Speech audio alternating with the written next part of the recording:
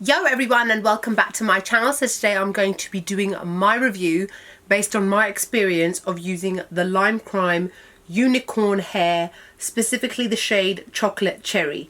Now I'm sure you guys are probably wondering, okay, she's obviously doing a review on it because she's used it. Why does her hair look like it always does? Exactly. That is the reason for this review. Now, I got mine in the UK from Cult Beauty, and it cost £12, and I think if you buy it direct from Lime Crime it's about $16. It's been out on Lime Crime's website for a couple of weeks, and it only just literally got to the UK quite recently. As soon as it launched, I got the email because I had signed up for the waiting list because I was really intrigued to try it. I've just turned 35. I want to do something drastic. I want to do, okay, a little bit drastic, and I want to do something different. I'd already cut off at least a couple, about 3-4 inches of my hair because it was dry, dead and horrendous, and had it blow dried, and it was lovely and healthy and gorgeous. And then I was like, why don't I change the colour of my hair? Now, for those of you that have been following me for a good few years, you will remember when I first started off my YouTube channel, my hair was almost blonde. Alright, it started off brown, I got highlights in it, which eventually got lighter and lighter and lighter to the point where they were literally starting to look blonde because there was a lot of bleach in my hair. And then there was toners in it to try and maintain the colour, etc. Very long story.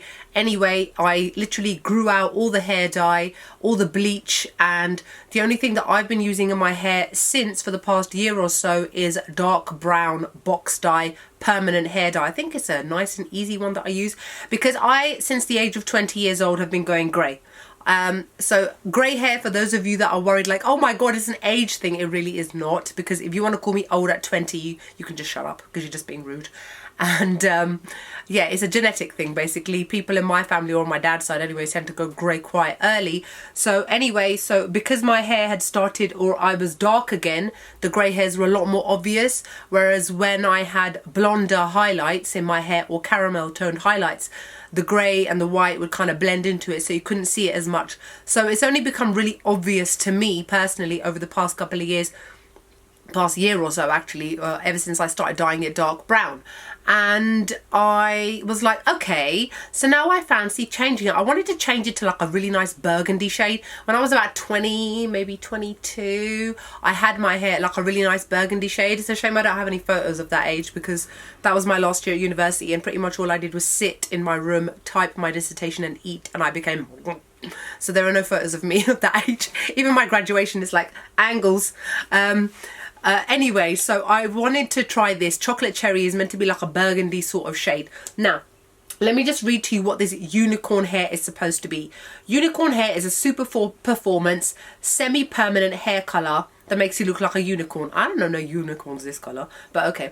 It's professional quality direct deposit conditioning hair dye that's good enough for a pro and easy enough for a newbie to use. Unicorn hair is vegan, so it's vegetable based hair dye, and it's based on vegetable glycerin. Is it going to damage my hair? No, it's a gentle deposit only dye that is not capable of damaging the hair. Our conditioning formula is made only using the purest vegan ingredients and contains no ammonia, no peroxide or no bleach. Basically, there's no chemicals in here. Now, for a lot of, I mean, this is one of the darker shades. There's quite a few shades in the entire range, but this is definitely one of the darker ones. Now, before anybody says anything or starts thinking, I think I did a lot of research before I bought this. I have been using hair dye in my hair since the age of 17. That's nearly 20 years worth of experience. For a lot of the time, I used to use box dye in my hair. I used to dye the ends. You know, when you're at university, you're experimenting with your hair and other things and life. And then when I was about 26, I started going to the professional hairdressers where they could do the highlights for me, because obviously I can't do foils in my hair. You need somebody else to do it for you. So for a good 6 years, I had somebody else dyeing my hair for me.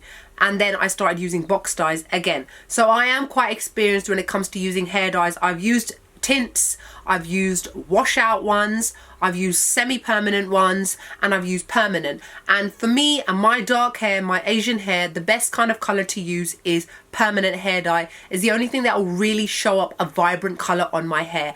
Now, the reason that my hair was previously bleached is because my natural hair is very dark brown.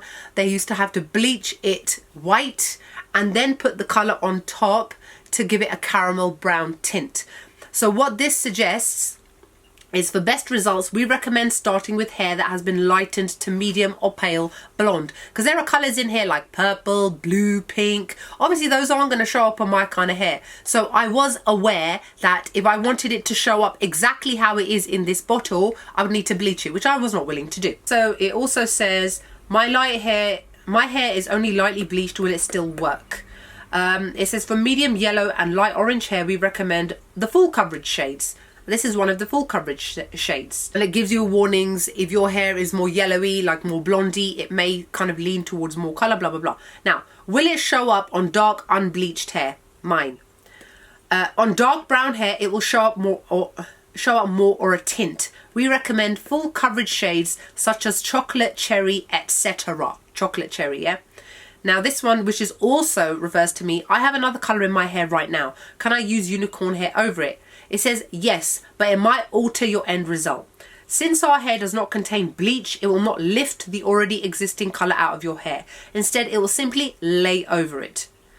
For best results, go with our full coverage shades such as chocolate cherry, blue smoke, la la la la la. Being more sheer in nature should be used only on freshly bleached hair with no colour residue. If you do choose to use unicorn hair over another colour, do a strand test first to determine your end result. I wasn't going to do a strand test. I was like, I know that if it's vegan free and cruelty free and supposedly healthy that you can eat it. Not really. You know, it will be okay for me. It won't burn my scalp or anything like that. It says, how long will it last? Unicorn hair is a semi-permanent hair colour and is designed to wash out gradually over time. The life cycle of your hair your colour depends on 3 factors: depth of shade, condition of hair, and how often you wash it. To prolong the life of your colour, use gentle shampoos for coloured hair. Okay, so this does not come with any instructions, which really annoyed me. I had to go onto their website and look up reviews on YouTube how to use it. All it has is the ingredients, and it just has that it's certified vegan and cruelty free. So it literally just comes in this bottle, and I have used half of this. I will show you up close so you can see for yourself because it's been sat in the bathroom.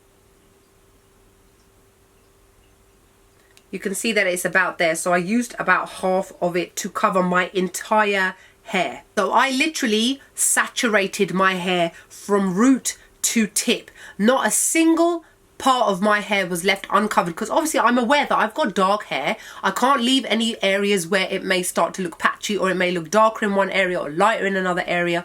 So I literally went over it and massaged it into my hair, into my scalp, everywhere, going into the ends, lifting up, going sideways, upside down, you know the ones, all over the place. And then I went in with some more just to be on the safe side to make sure that it was completely covered. So it says you need gloves, an applicator brush, clips, a bowl, and an old t-shirt. Protect all surfaces, the usual kind of thing for hair dyes. But personally, if you're spending £12 on a hair dye, I would at least hope that they would give you some gloves. Anyway, so it says for best results, start with clean, unconditioned, dry hair, which was fine.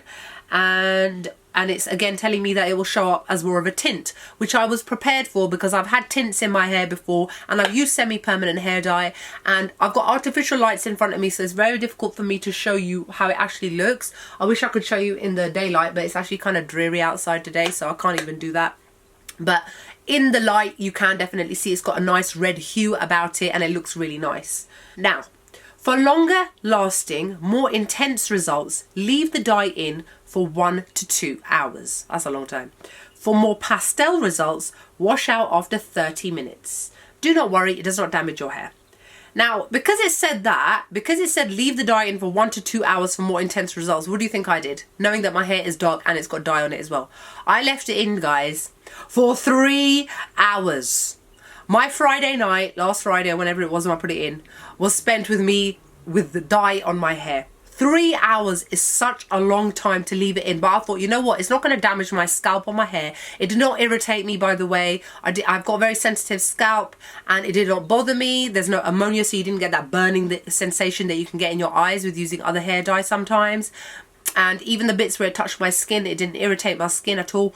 I apologise, I've still got a cold, so my nose is kind of blocked, so every now and then I'm like So I left it in for 3 hours. Then came the crunch, washing it out of my hair. So I don't know how you guys wash your hair, but I don't like to stand in the shower and wash my hair when I have a normal shower, because I just don't feel that I can wash it properly.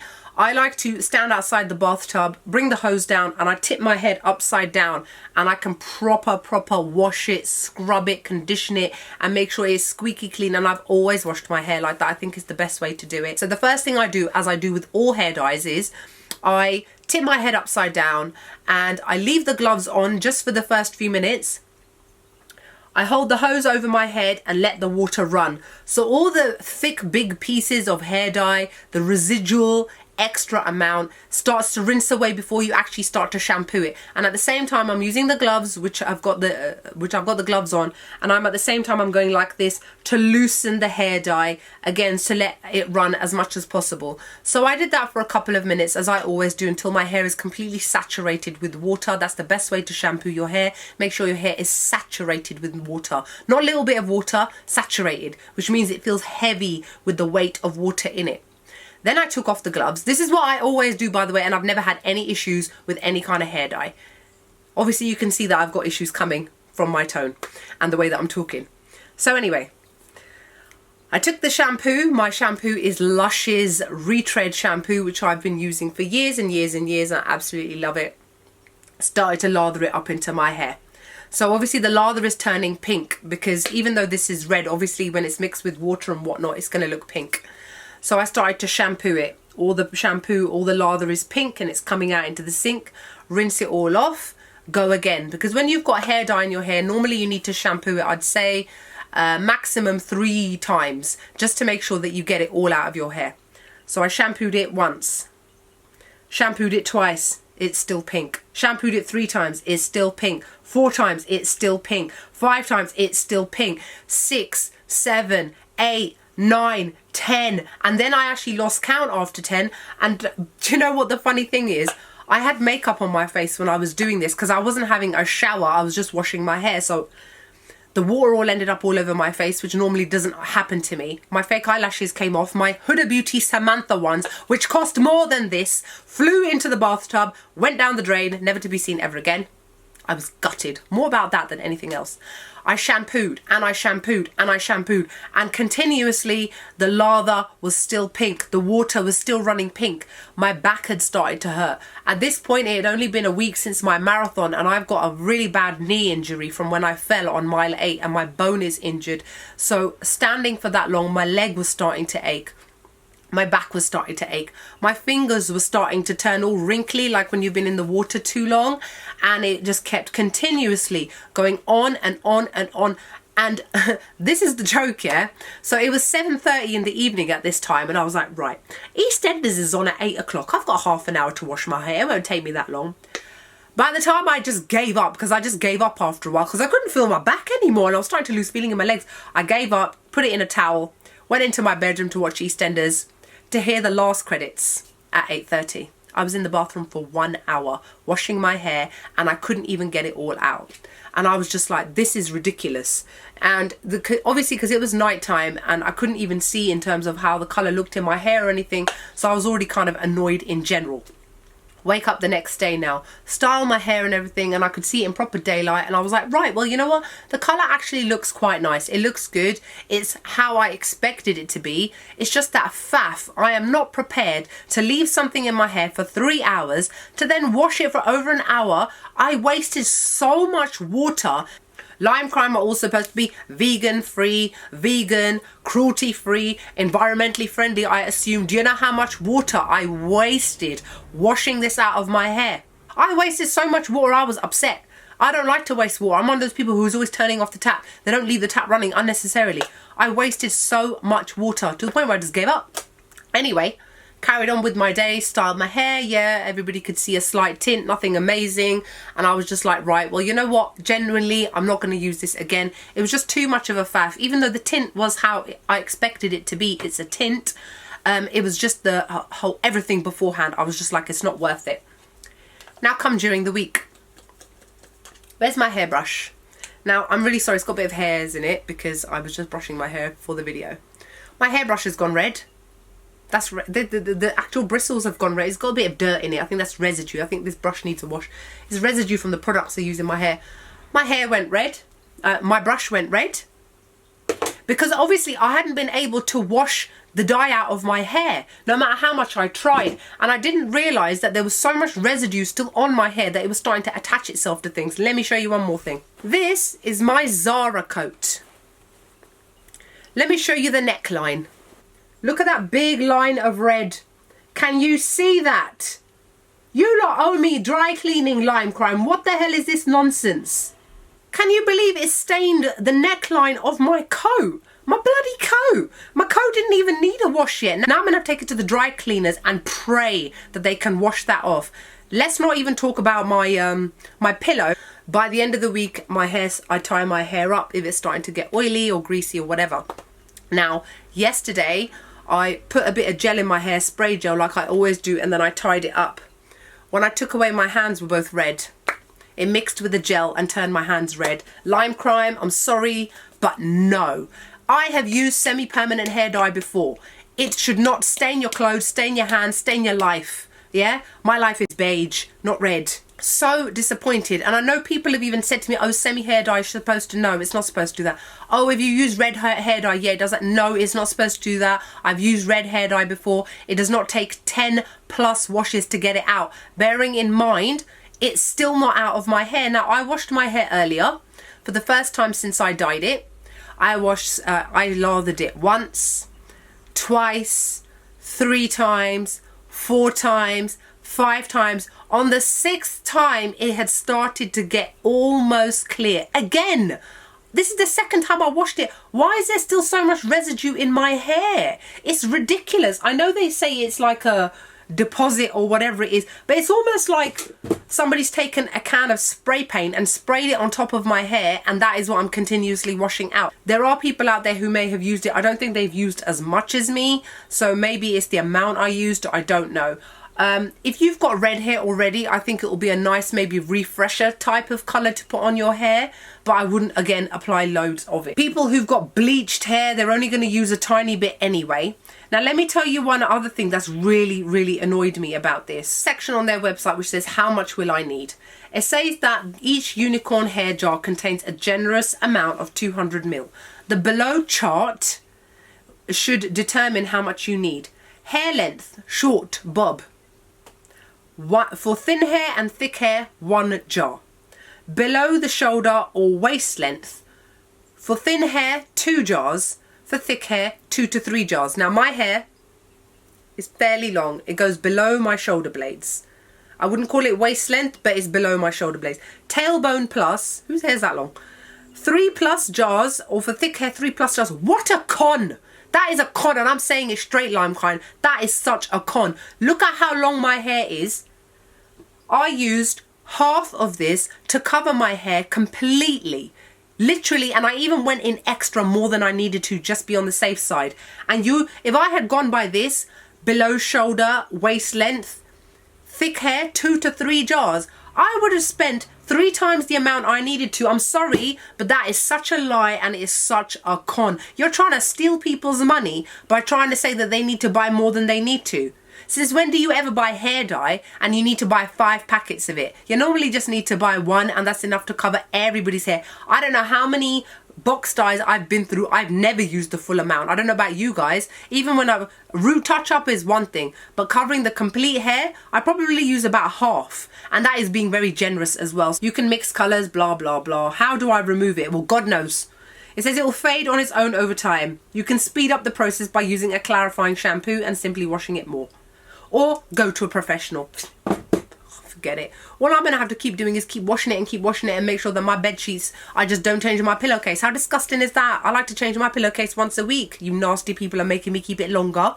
I've only got 1 red pillowcase in my house. I can't use more. They'll all turn red. And then what? And what about my bloody coat as well? And my hairbrush? How do you guys wash this out, by the way? Because I've never had to experience this before, and I like to keep my brushes very clean. I clean them a lot because of product build-up. Anyway, so basically that is my review of the Lime Crime Unicorn hair. I'm not impressed. I'm sure there will be some of you that have used it and have loved it. Maybe have had a completely different experience to me. Let's discuss it below. If you've got any other questions that I haven't answered, ask me below and I'll be happy to answer them, because maybe you're thinking she didn't do this, she didn't do that. Trust me, I've tried it all. But there may still be something that I've missed. So what else can I say? Oh, on my lips today I'm wearing Anastasia Beverly Hills Rosewood matte lipstick. And oh, another thing, it stained my nails so badly I had to cut all my nails off. You know my lovely long beautiful nails that I always have in my videos? They're gone. Thanks to this. It stained my nails red so bad that for 3-4 days they were completely stained. I took off nail polish. I used the acetone nail polish remover, and it's only probably last 2 days it's kind of come off. I can still see red bits on the edges. What kind of nonsense is that? Hair dye is not supposed to be such a faff. To spend 5 to 6 hours of my evening just dealing with my hair. I don't even spend that long on my makeup. Even on a day when I'm just chilling and I'm like, yeah, let me take my time, do my makeup. Like today, this makeup look took an hour and a half. And that's because I was eating in between and watching TV and chatting on the phone as well. Just saying.